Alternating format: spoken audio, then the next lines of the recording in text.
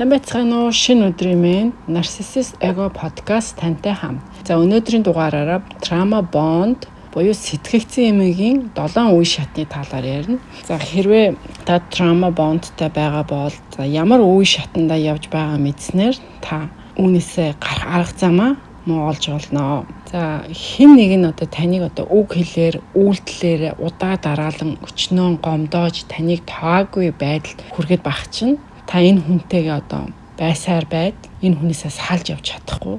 За эсвэл салж явсан ч цаад эргээд дахин нийлээд байгаа бол үүнийг сонсох хэрэгтэй. За та өөрөө мэднэ хэн нэгэн таныг доромжилж гутаах таны сэтгэл зүй болон мах бодид ямар нэгэн дарангуйл үзэх юм бол энэ хүнтэй байх хэрэггүй гэдгийг мэддэг. Энийгээж та ойр дотны бусад хүмүүстэй зөвлөдөг хэрнээ яг өөрөө ингээд бодит байдал дээр тань энэ тохиолдол чинь болоод байхад өөрөө энэ хүнээсээ салж явж чадахгүй байгаа бол та үүнийг за би энэ хүнд хэтэрхий хайртай юм байна гэж бодоод байдаг. Тэгвэл тийм бишээ. Эн чинь бол зүгээр донтолт байдаг. За сэтгэл зүйн шинжлэх ухаанд үүнийг бол trauma bond гэдэг. За монголоор бол сэтгцэн эмгэгийн уяа гэж нэрлэдэг. За тэгвэл trauma bond гэж маань юу гэсэн үг вэ гэдэг тодорхойлолоо ярив. За энэ нь бол хоёр болон түүнээс дээш хүмүүсийн хооронд бий болдог. За эдгээрийн хэн нэг нь дарангуйлагч, нөгөө нь хохирогч байдаг. За тэгээд хохирогч хүн дарангуйлагчийн тийм дарангуйлал зан арын шин сөрөг үйлдэлийг ухамсаргүйгээр хүлээн зөвшөөрч эсвэл энэ сөрөг үйлдэл зан чанарын зөвтгснөөс болж үүссэн сэтгцийн тийм сөрөг итгэл нь гүн гүнзгий байгаа trauma bond гэж хэлээд. За тэгээд та яагаад яаж яваад энэ сэтгцэн эмгийн уяанд орчихваа гэж гайхаж байгаа ах. За тэгвэл дараах нийтлэг ганаас. За нэгт нь хохирогч хамтрагч маань энэ хайруу эсвэл дарангуйлуу гэдгийг ойлгож чадахгүй, ялгаж чадахгүй тийм төөрөгдлөөс болоод. За энэ хүний энэ гаргаж байгаа хардалт, хяналт гэх мэт нь намайг бусдаас харамсалсандаа надад хайраа илчилж байгаагаа илэрхийлж байгаа хэрэгэ гэж бодож үүндээ итгэснээс болж байгаа. За жишээ нь манай монголчуудын тийм улиг болсон хэрэггүй гэдэг штэ. Хайртай бол хаартай гэд. Энэ бол их олон үеийн туршид хүмүүсийн тархийг угаасан их буруу хэллэг байгаа. За хоёрт нь энэ хүнээс би зугтаж явж чадахгүй юм байна. Боломжгүй юм байна гэдэг итгэлээсээ болоод оронд нь хэрвээ би хичээгээд хүснээр нь байгаад байх юм бол хүснэг нь өгөөд байх юм бол энэ хүн надад уурлахгүй гэдэг сэтгэл зүйд орсон байдалтай холбоотой. За гуравт нь хохирогч хамтрагч маань гэр бүл найз нөхөд өсөө ингээд тусгаарлагдсанаас болоод сэтгэл зүй бие махбод санхүүгийн үед бусдаас тусламж авч чадахгүй дарангуйлагч хамтрагчийн хараат болсноос. За дөрөвт нь дахин давтамжтай сэтгэл зүйн тийм хүчирхээлд дахин орсноос болоод өөртөө итгэл өөрийн үн цэнээ алдаж би энэ хүнгүүгээр хаашаач нэг алхам хийж чадахгүй юм байна. Би ямар ч чадваргүй юм байна. Энэ хүнгүүгээр би аюулд орох юм байна гэсэн итгэлээс болоо. За тавт нь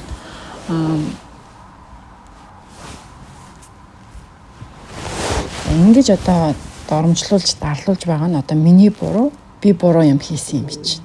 Эсвэл энэ шашин шүтлгийнхэн үзэлтэй нь холбоотой. За өвөг дээдсийн маань хийсэн үүлийн үр надтай буурж игээд ингээд үүлийн өрөө эдлээ явж гин гэдэг. Нөгөө манайхан чинь айгүй их тийм бөө мөрөглөөр бөө шашингаар явдаг болсон. Тэгээ нөгөө хүмүүс нь үзэхээр өвөг дээдсийн чи хийсэн үүлийн үр чам дээр иржээ гэж хэлчихдэг. Тэгээд эндээ итгэждэг. Энээсээ болоо. За 6-т нь за хэрвээ би энэ хүнээс цухтгал юм бол энэ хүн надаас өш хонзангаа авна. Намайг бэртэж гэмтэн, намайг ална, үр хүүхдүүдээс минь хизээч уулзуулахгүй гэдэг айдастай. Тэгээ эндээ итгэснээсээ болоод ингээд та энэ trauma bond-д орчдөг байна. За trauma bond нь эцэг их хүүхэд, хосууд, найз нөхөд, хамтран ажиллагчид, дарга ажилтны хооронд бий болдог зүйл. За хүүхэд маань өөрөө одоо бие дааж амьдрах чадваргүйгээс болоод одоо дарангуулагч эцэг эхийн гарт ордог. За үүнийхээ эсрэгээр одоо насан турш хүүхэд өөрөө одоо бие дааж биеэ дайчилд тустай гарч амьдрах одоо хүсэлгүйгээсээ буюу чадваргүйсээ болоод одоо өндөр настай эцэг эхийнхээ одоо гэрт үлдээд тэднийг одоо дарамталдаг. За дарга ажилтны хувьд бол одоо даргын зүгээс ажилтнаа одоо цалингийн боох ажлын хангамжийн боох, за ажлаас нь хална гэх мэтээр одоо айлган сүрдүүлж одоо гартаа оруулж одоо хүснээ хийлгэх жишээ нэ. За энэ trauma bond нь одоо санаахтайгаар хийгддэг одоо зан ариншингийн үйлдэлийн илрэл. За дарангуулагч хүн одоо юу хийж байгаагаа мэддэг. Тийм болохоор энэ дээр нь одоо ямар ч алдаа байдаггүй. Дарангуулагч за өөрийнхөө ашиг сонирхол нийцэж одоо өөрийнхөө хэрэгцээг хангахын тулд за өөрийгөө одоо амжилтанд хүрэхийн тулд одоо бусдыг өөрийн гартаа оруулж удирдлага доороо байлгаж санаатаагаар одоо хийдэг одоо ийм үйлдэл зан характер байгаа. За тийм болохоор энэ одоо санамсаргүй нэгэн тохиоллын нэгэн алдаа биш байдгаа.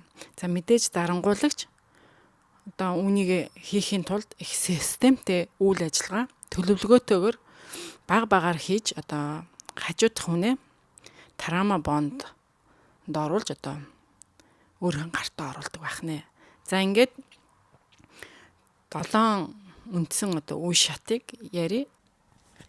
За нэгдүгээр үе шат нь болохоор love bombing honeymoon үе шат. За энэ үед одоо дарангуулагч хамтрагч тантай их эрчимтэй харилцааг богино хугацаанд үүсгэхийн тулд одоо танд одоо love bombing хийдэг. За love bombing гэдэг нь одоо танд сайхан үгийг, магтаалыг өгөх, за таныг урамшуулах, бэлгэсэлтээр бөмбөгдөх, таны хүснийг хийж өгөх, хүснээр чинь байлгах. За гих мэтэд орно. За энэ үед та одоо өөрийгөө одоо хамгийн ад жаргалтай хүн гэж боддог. За тэгээд энэ хүнтэйгээ хамт байхаар их тайван тухтай байдлыг та мэдэрч одоо үүнээсээ болоод та өөрийгөө одоо ингээд өөрийнхөө нөгөө хянуур зангаа алддаг. За энэ нь бол одоо хүчирхийлэгч, дарангуулагч хамтрагчийн зүгээс одоо хүлээж байсан одоо хамгийн том зүйл нь таныг одоо хяналтаа сэрэмжлүүлэлт байдлаа алдах нь одоо тэднэрт хамгийн чухал. Тэд одоо таныг одоо өөрийнх нь хажууд одоо эмзэг нэлцгаа хүчгүй нэгэн байхыг одоо хүсдэг. Мөн одоо хохирогч хамтрагч маань энэ гайхалтай сайхан одоо хайр халамж, хүсэл бэлгэсэлт, урамшуулалт, хайрын үг аваад тахаараа одоо их сайхан мэдрэмжийг авч одоо энэ мэдрэмжээ хизээч одоо алдахгүй дуусгахгүй байхыг хүсдэг. Тэгээд үүндээ дурлаад донтдог. За тэгтэл нөгөө дарангуулагч хамтрагч нь за энэ хүн энд ингээд одоо дуртай болчлоо, донтчлоо гэдгийг мэдэж эхлэнгүүтээ хохирогч хамтрагчаа өөрийнхөө хамааралдаа оруулж эхэлдэг. За энэ үеэс эхлээд одоо нөгөө хоёр дахь үе шат болох итгэл болон одоо харилцан хамаарлын үе шат нь эхэлж эхэлнэ.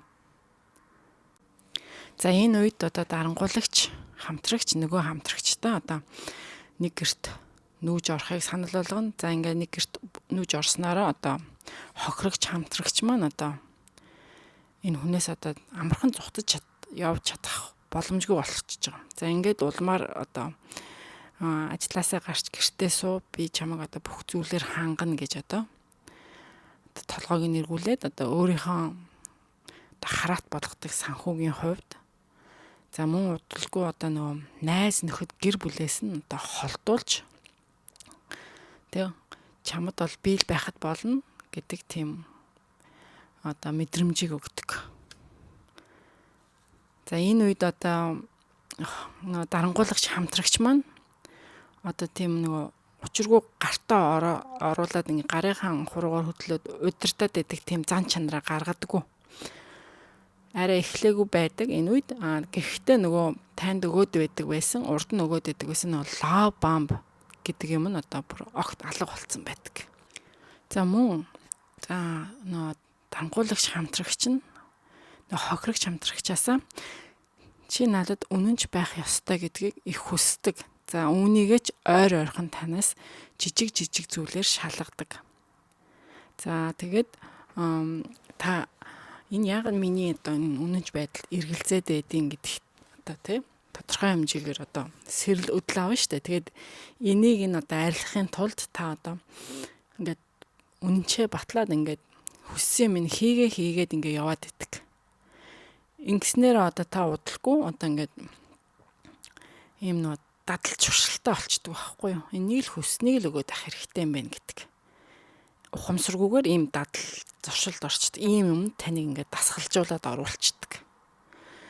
Тэгээд энэ хүнд одоо миний үнэнч байх нь их чухал юм байна. Энэ хүнд одоо энэ хүний арыг нь би дааж явах нь их чухал юм байна гэдгийг одоо таны ингээд сэтгэхэд өгсөн болохоор та өөрөө бас за энэ хүн бас миний арыг хамгаалдаг, миний арыг даадаг хүн байна гэдэгт нь бүрэн итгэждэг. Тэгтэл яг үнэн бодит байдал дээр энэ дарангуулагч хамтрагч нь одоо яг таныг итгэлийг хүлээсэн, арыг чинь хаасан хүн байнга байж чаддаггүй. Тэгээд танд одоо надад итгэе. Би бол чиний арыг хаасан хүн чамайг одоо хизээж хаяхгүй, хизээж араар нь тавихгүй. Би бол хэлсэндээ хүрдэг хүн гэдгийг одоо танд өгдөг. Ингээд та энд нь бүрэн итгээд ирэхээр одоо энэ дарангуулагч хамтрагчийн одоо 3 дугаар үе шат нь эхэлдэг. За энэ 3 дугаар үе шат нь юу вэ гэхээр энэ нь одоо таныг үн цэнийг унгах буюу одоо таныг бусдаас тусгаарлаж эхэлдэг үе нь эхэлдэг. За таныг одоо гэр бүл, найз нөхөд хамт олноос ч одоо тусгаарлана. За ингэхдээ таныг одоо та нарын хооронд яс хаях тий. Эсвэл таныг толгойг эргүүлэх маягаар тий. Найз чинь чамайг буруу замд оруулж байна. Наац чинь чамайг буруу сэтгэл зүйтэй болгож байна. Хамаатан чинь их ах чинь чамайг зөвхөн ашиглаж ийн гэх мэтэр одоо ингэж эсвэл найзуудын хооронд ховж ив хаях маягаар ингээд таныг салгадаг. За тэгээ ингээд удалгүй таны одоо хинтээ яаж гарах, хэдэн цагийн хугацаатаар хаашаа явах гэдэг болгон дээр чинь ингээд хяналт хийгээд эхэлдэг. Тэгээ үүнээс болоод та одоо гарч орхонж багасдаг. Ингээд таныг одоо хин нэгнээс ямар нэгэн тусламж авах боломжгүй болгодог. За өөрөөс нь одоо зүхтах, гарцгүй болгодог. За таны үн цэнийг яаж унгаадаг вэ гэхээр одоо таны хувьд одоо эмзэг зүйл болох те таны хувийн нууц, за таны айдас эдгэрийг чинь одоо тоглоом хийж танд гаргаж ирдэг. Одоо хэрвээ та энд нь уурлах юм бол те чи ямар сүртэй ямар эмзэг энэ тоглоомд авахгүй байна гэд. Энийг ингээд удаа дараалал нь дахин хийгээд ахаар энэ нь танд одоо ухамсар та үүнийг одоо ухамсаргүйгээр хүлээж аваад нэрээ би чинь ийм айдастай, ийм эмзэг, ийм юм биш штэ гэд өөрийгөө үнэмлэмжээ алдаад одоо ингээд ийм өөртөө итгэлгүй болдог. Ингээд та өөртөө итгэлгүй болж өөрийнхөө үн цэнийг алдаад ирэх энэ үед за энэ дарангуулагч хамтрагч нь одоо дараагийн үе шат болох 4-р үе шат болох шүүмжлэл, газлайт, манипуляцийг хийж эхэлдэг. За энэ үед одоо хамтын харилцаанд гарсан бүх алдааг тань руу чихнэ. За таны үзэл бодлыг өөрчилнө. Өөрийнхөө одоо ашиг сонирхолд нийцсэн үзэл бодлыг танд тулган шаардна. Таны хийсэн хийгээгүй болгоныг одоо хийсэн хийгээгүй болгож одоо худлаа ирж бодит үнийг гуйвуулна. За ингээд ирэхээр та яах вэ? Би бусдад хайрлагдах эрхгүй юм байна. Би өөрөөрөө амьдрах чадваргүй юм байна. Би бусадтай өрсөлдөх чадваргүй юм байна гэдэг тийм итгэлд хүрдэг. Тэгээд улмаар одоо энэ л хүн одоо миний арыг даах юм байна. Энэ хүнгүүл бол би одоо гарч амьдрч чадахгүй юм байна. Гэсэн одоо тийм итгэл суугаад та энэ хүний гарт одоо бүрэн ордог. За тэгээд энэ альва хамтын харилцаанд гарч байгаа энэ асуудлууд бүгд л чамаас болж байгаа. Чи өөрийгөө өөрчил гэдэг.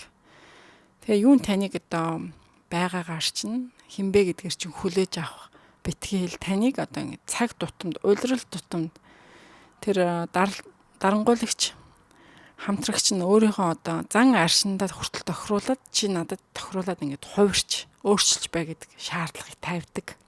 За та энд өчнөө хүч хөдөлмөр гаргаад өөрийгөө өөрчлөөд хичээгээд ингээд яваад байсан ч та үүндээ ямар ч одоо урамшлуулалт авдаггүй. Та хоёрын хамтын харилцаанд одоо ямар ч амжилт ахиц гардаггүй. Та ингээ эргэл харахал юм бол та зүгээр нөгөө усан гахаа нөгөө эргээд байдаг хүрдэндээ ингээл хамаг хурдаараа гүгээд байсан ч хаашаач явж чаддаг зөвхөн л хүрдэн дотор гүгээд байдаг. Яг ийм темпээр л хамаг хурдаараа яваад хамаг хүчээ зарцуулсан байдаг. Эргээ харах юм бол. За ингээд та дарангуйлагч хамтрагчийн гарт ороод өөрөө хинбэ гэдгээрээ байж чадахгүй байгаад ирэхээр одоо ингээд 5 дахь үе буюу одоо бууж өглөлтийн үе эхэлдэг. За энэ үед та нарциссик хамтрагчдаа юу хүссэнг нь өгдөг. Энэ нь одоо танд хамаагүй амар байдаг. За таны одоо хажуудах дарангуйлагч хамтрагч нь юу хийж байгаа, тэ сайнч бай, мууч бай, муухайч бай. Юу хийж байгаа та одоо огт анзаардгүй, харахыг ч хүсдэггүй. Тэг харсан ч хараагүй дүр үсгдэг. Яагаад гэхээр та мэднэ тэ энийг нь хорьсон ч болиулъя гэсэн ч энд нь үзэл бодлоо хэлсэн ч энэ чинь одоо хүлээж авахгүй гэдгийг та мэдэж байгаа учраас та зүгээр бууж өгч хүсэнг нь өгөөд байхаар энэ танд одоо сэтгэл зүйн хувьд ямар нэгэн дарамт доромжлол авахгүй хамаагүй амар гэж боддог. За энэ үед одоо хамтын харилцаа их хоосон хөндөй тийм хоосон хар ангалт үлдсэн байдаг. За энэ үед одоо нөгөө дарангуйлагч хамтрагч үе танд одоо тодорхой нэгэн зориггүй шалтгаангүйгээр нэг танд одоо нэг бэлэгсэлт урамшуулалт хийн авч өгнө. Энэ нь болохоор чи надаас юу ч асуухгүй, гуйхгүй, шалгахгүй, шаардахгүй байгаа чинь сайхан байна. Надад юу хүсэн минь өгөөд байгаа чинь болж байна гэсэн илэрхийлэл. Тэрнээс биш энэ нь одоо би чамайг одоо хайрлж гин, өрөвдөж гин, талархалж гин гэсэн одоо тийм шин чанарын биш байдаг. Гэхдээ зарим хүмүүс үүнийг нь би одоо буруугаар одоод байсан. Манай эн чинь одоо надаа ингээл одоо тий бэлэгсэлт авч өгч гин, сайхан үг хэлж гин, намайг урамшуулж гин. Эн чинь надаа хайртай л хэвээр байгаа юм байна штэ. Эн чинь намайг гэж боддог юм байна штэ гэж бас эргэлзэх үе байдаг шүү. За тэгвэл энийг одоо зөв бурууг нь ялгаж салгаарай. Ягаад тэгэхээр одоо эргээ харахад та хоёрын хамтын харилцаанд дэвшил гарсан байна уу? Наан хүн чинь таныг хүлээж авч гин үү? Таны үзэл бодлыг сонсож гин үү? Таныг одоо өөрөөр чинь байхыг чинь зөвшөөрч гин үү? Таныг гарч орохыг чинь зөвшөөрч гин үү гэдэг зүйл байна уу гэдгийг анзаарч харах хэрэгтэй. Хэрвээ ийм зүйл байхгүй ирнэ танд үе бэлэг авч өгөөл жигтэйхэн хайртай дуртай гэж хэлээл тэгэл нөгөө өөрийнхөө хүснээр муу зантаа муу аршин шиг гаргаж байж байгаа дахиад ингэж байгаа л энэ бол танд хайртай гэсэн хайрын илэрхийлэл биш. Энэ зүгээр л миний хүснээр байгаад чинь баярлалаа. Миний хүсэн өгч байгаад чинь баярлалаа гэснээр нэг талархал юм аа. За ингээд бусдын зөвхөн хүслийг биелүүлэгч, хүслийг хангагч болоод ирэхээр хохирогч хамтрагч маань ингээд 6 дахь үе буюу одоо өөрийгөө хэн болохоо мэдхээ байсан тийм трама бондынхаа үедээ шилжин ордог. За энэ үед хохирогч хамтрагч маань сэтгэл хөдлөл, зан чанар, За үзэл бодол, сонирхол, хобби, гэр орныхонтойгоо буюу найз нөхдөдөө гаргах их бүх сошиал харилцаагаа ингээ бүгднгийн урт хугацаагаар одоо ингээ хоошин тавьсан байдаг. За мөн одоо өөрөө хүлээж зөвшөөрч болохгүй зүйлүүдээ одоо ухамсаргүйгээр анзаараагүйгээр аль хэдийн хүлээн зөвшөөрсөн байдаг. За энэ юу байх вэ гэхээр одоо хэрвээ намайг хин нэгэн үг үгээр доромжлол тий. За намайг хин нэгэн одоо санхүүгээр одоо намайг ингэж гартаа оруулвал за үзэл бодлыг минь няцаавал энэ хүнтэй одоо хамтарч амьдарч чадахгүй чаашж явж чадахгүй гэдэг тийм анхнаасаа суухдаа ийм үзэл бодолтой байсан бол энийг та аль хэдийн одоо мартцсан одоо энэнийхээ эсрэг бүх юмнуудыг ингээд ухамсаргүйгээр хүлээн зөвшөөрсөн байдаг. За ингээд өөрийгөө бусдад зориулж өөрчлөөд байхаар ингээд хохирогч хамтрагч маань өөрийнхөө хүсэл зорилго, өөрийн ашиг сонирхол, өөрийн хэрэгцээ, за эдгээрийг хэрхэн яаж олж авах, энийхээ төлөө хэрхэн яаж тэмцэх, за мөн одоо бондри буюу хэл хязгаар гэж юу вэ гэдгээ мартдаг. Миний хэл хязгаар юу юм бэ? Энэ хязгаараа би яаж бий болгох юм бэ? Энэ хэл хязгаараа би яаж манд сахих вэ гэдгээ бүгдийг одоо үгүйсгчдэг. Ингээд энэ бүгдийг үгүйсгээд ирэхээр энэ хохирогч хүн маань би хинбэ гэдэг одоо гол утгаа алдчихдаг. За ингээд энэ бүгдийг алдаад ирэхээр одоо трама бондын одоо 7 дахь үе буюу одоо донтолтын үе шат эхэлдэг. За яагаад одоо ингээд дарангуулагч хамтрагчтай ингээд хохирогч хамтрагч маань ингээд донтчваа гэхээр энэ нь одоо амьдралынхын туршид дахин давтагдаж явж байгаа одоо тэр хит их дээш доошоо гэсэн сэтгэл зүйн хөдөлгөөнтэй холбоотой. За нөгөө талаар одоо нөгөө дарамтлагч хамтрагч нь нөгөө хохирогч хамтрагчаа бүр доош цэгтэн хүртэл ингэж сэтгэл зүйгээр доромжилж унгаачаад дараа тэр хүнийг одоо буцааж одоо хэвийн байдалд оруулахын тулд энэ хүндээ нөгөө лав бомбинг хийдэг.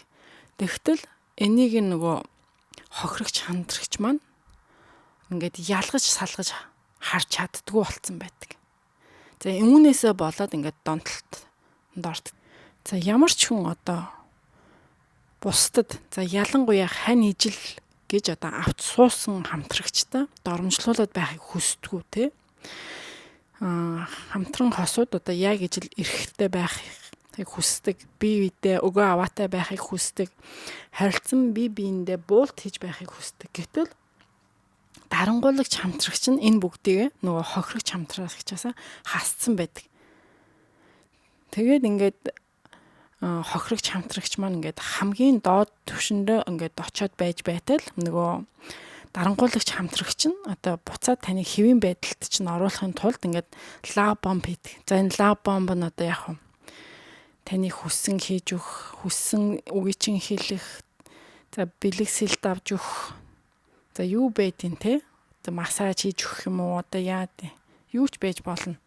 Тухайн хүнээс гэр бүлээсээ хамаарат өөр байж болно. За ингэнгүүт нөгөө хохирогч хамтрагч маань за одоо л бүх юм сайхан болох нь дээ гэсэн гордлохтой сэтгэлээр одоо энэ хүн намайг одоо л ойлгож байна. Бүх юм одоо ингээл сайхан болох нь. Энэ хүн одоо ухаан орчлоо гэдэг сайхан мэдрэмжээр ингээд хүлээж авдаг. За өөрөөр хэлбэл одоо хамгийн доод түвшиндээ хүрсэн сэтгэл хөдлөлийн мэдрэмж нь буцаад хэвийн түвшиндээ очиход за одоо л энэ бүх юм сайхан байна гэдэг мэдрэмжид хүрэхэд хохирогч хүн энэ мэдрэмжэндээ л донтдог.